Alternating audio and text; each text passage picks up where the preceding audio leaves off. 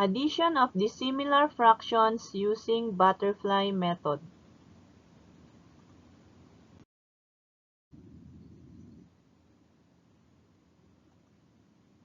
Dissimilar fractions are fractions that do not have the same denominators, or their denominators are not the same. Example, 1/4 and 1/2.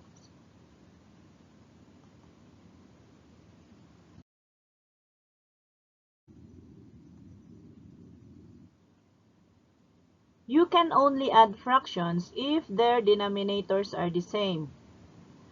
In dissimilar fractions, since they have different denominators, you cannot add directly. There are certain steps to follow, or we can use the butterfly method.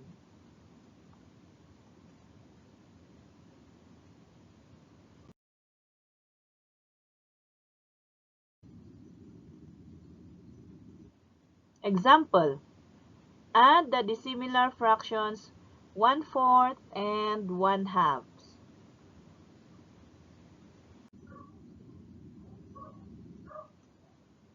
We can also add dissimilar fractions using the butterfly method.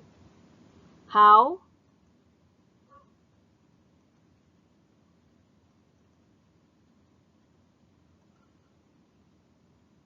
We multiply the numerator of the first fraction to the denominator of the second fraction. 1 times 2 is equal to 2. Then multiply the second numerator of the second given fraction to the denominator of the first fraction. 1 times 4 is 4.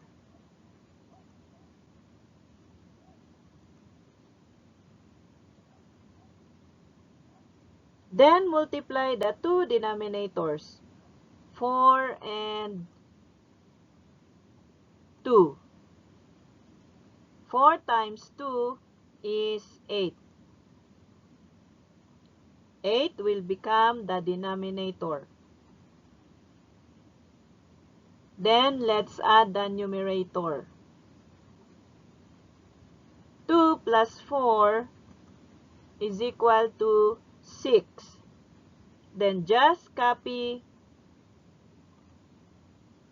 8 as the denominator. Then reduce your answer to lowest term. How to reduce the answer to lowest term? By finding the GCF, or the greatest common factor. In order to find the GCF of 6 and 8, we find first the factors of 6 and then 8. So, what are the factors of 6? 1 times 6 and 2 times 3. The factors of 8, 1 times 8 and 2 times 4. The common factors are